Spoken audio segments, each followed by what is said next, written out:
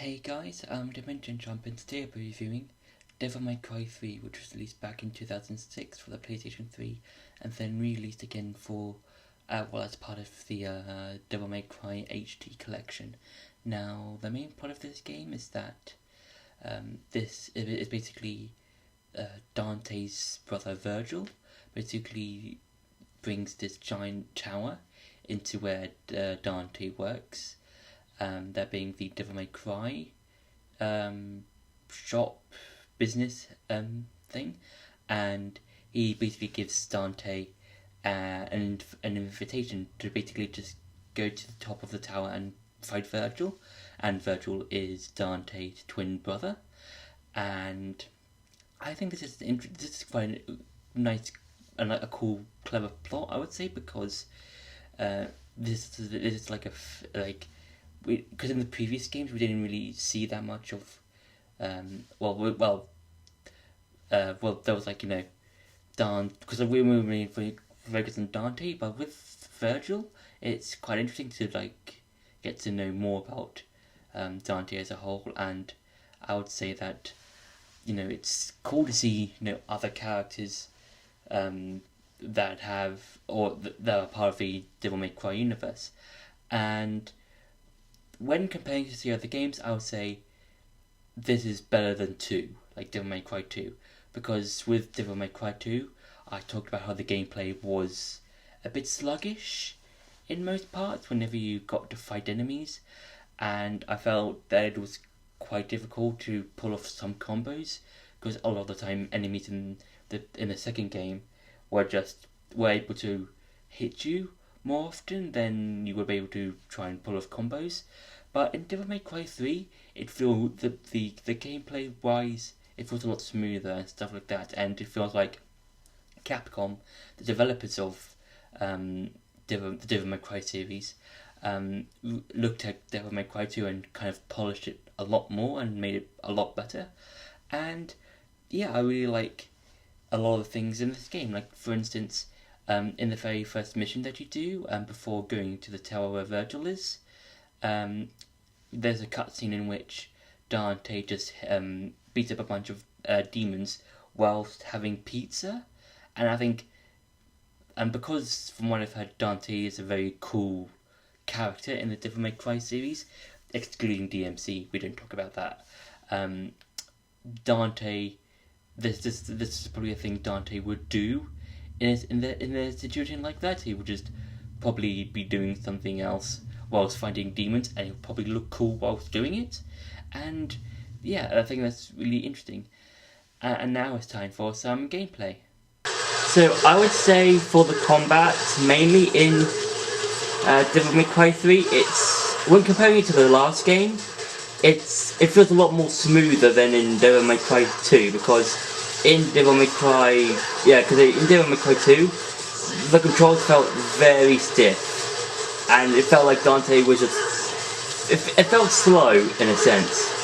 And with Devil May Cry 3, it feels a lot better, and it feels like... It just feels a lot better, it just feels a lot more...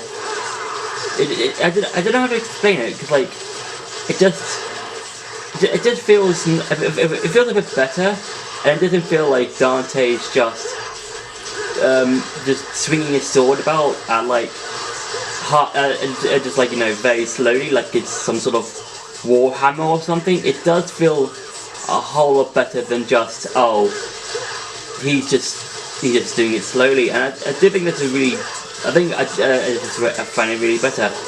And also, like in Devil May Cry, like in the previous games, you collect orbs to upgrade your weapons and stuff. I think it was really cool, because the more enemies you fight, the more orbs you get, and as well as throughout a lot of the levels, you can upgrade your stuff, or before a particular mission, just upgrade your weapons as well.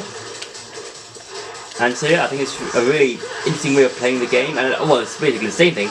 And the combos, they are back. They are, I think, a really nice staple of the Devil May Cry games. I'm not really good when it comes to combos, because it's like, I think it's like, for me personally, because I haven't, I think it's just because like Devil May Cry is one of those games, for me personally, it can get hard to try and learn the combos and try and do a certain thing of, this button is like your like your special move, another move is just your like normal attack, that kind of thing. So yeah, for when it comes to combos, it can be hard for me personally, because like I think it's just trying to read the enemy's attacks and just trying to make sense of how the patterns are done and stuff like that. Also, you can like buy some stuff from the shop and stuff. So yeah, so that's been it for the gameplay. Now it's time to go back to the review. So overall, I would say that I do enjoy Devil May Cry 3. I think it's a lot better than Devil May Cry 2, just because I feel like the plot for Devil May Cry 2 is just, it's like not as compelling, I would say, as Devil May Cry 1 or 3. Because with Devil May Cry 2, it's just, fight this businessman who's summoning demons.